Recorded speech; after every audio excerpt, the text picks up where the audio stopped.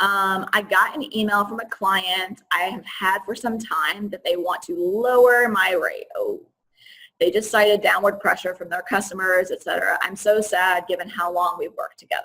How can I nicely tell them that this is not fair?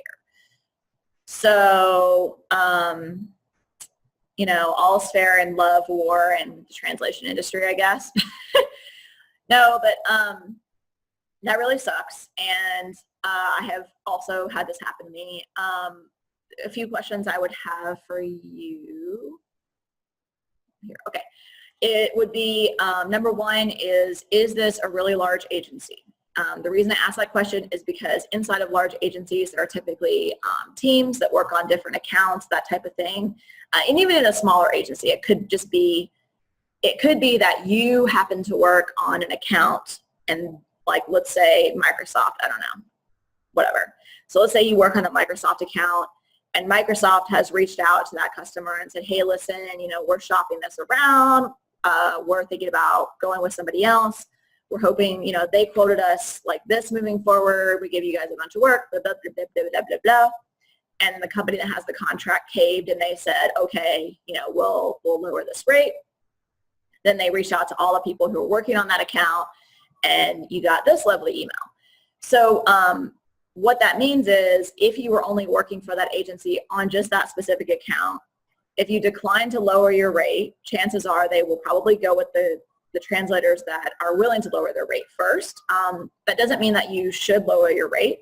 It's been my experience that, you know, people have the rate they have for a reason. So what has happened to me is that they went with the translators that charged less, and either it was a good translator who was really upset that they were paid less and so they did a shitty job, or it was just a translator that wasn't as good. But regardless, they ended up coming back at the rate that I have, and they just sort of either they ate the cost, they went back to the customer. I don't really know. I don't really care. So that's a situation, but it could also be that they are trying to create more of a profit margin for themselves, and that none of this is even totally accurate, or they're just trying to, you know, they want to be able to place lower bids, and they need translators to charge less in order to do that. So there are a few different options here. But again, you have to be open to negotiating. And what I mean by that is, like, even for direct clients, right? Like, I've had direct clients come to me and be like, well, when I Googled, you know, how much this shit costs, it said 2 cents a word. And I'm like, okay, well, that's probably India. And these people are not native speakers and so on and so forth. And then, of course, they would go and hire these people. It would be really bad. And then they call me back and they're like, so what had happened was, you know, we hired a really bad translator and now we need you to fix it type situation. So don't, like, feel like you have to cave immediately. The person is just shopping, and if they want to go with somebody with a really low rate, right, like, the chances of them finding a really quality translator at that rate are not good.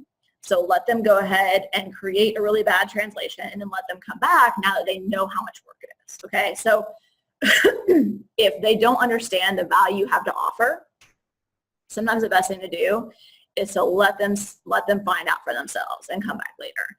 I mean, what sucks about it, though, is that, you know, I mean, when that happened to me, it was actually a significant portion of my income. So it was like weeks went by without that client because I chose to not lower my rate. But again, they did come back. So, but that could be devastating for some people, right? To go weeks without income from, like, a top client of theirs. So it also depends on the situation you're in. You know, you can also, like, temporarily lower your rate and then look for other clients to replace them. But just keep in mind that just because someone's shopping does not mean that it's either you'll never work for them again or lower your rate. Like, it doesn't necessarily mean that. So please keep that in mind. Yeah, exactly right. So Paige said, I would say it's important to be non-emotional, polite, and businesslike when telling them you're not willing to lower your rates. Absolutely. And it's a good point that she makes, especially because you said, how can I tell them this is not fair? It has nothing to do with fairness, right? Like, the business world is not, like, you can just sort of throw that concept almost out the window. these are not your friends. They're not your buddies. You know, they're not going to be at your house for Thanksgiving or Christmas or whatever. Like, you can also tell them so things like that I've said. So for example, I got an email one time and they said, you know, we email you all the time for jobs and you give us your rate and you're like never willing to negotiate ever, right? And I'm just trying to understand why it's always no, even when you're available. Like, it doesn't make sense. And so I told them I stay pretty booked up in my rates. I would rather just have some time to myself than spend the time back and forth negotiating. And I have found that when I did choose to negotiate my rates down, almost every single freaking time, as if somebody's trying to tell me something, would another job come through at my regular rate and I have to decline because I've already accepted this other job. So I made a rule for myself. I didn't tell them all of this, but I made a rule for myself that I wouldn't do that.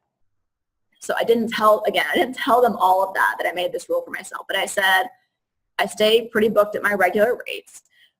So if I did lower my rates, what would happen is I would have to decline another project at my regular rate.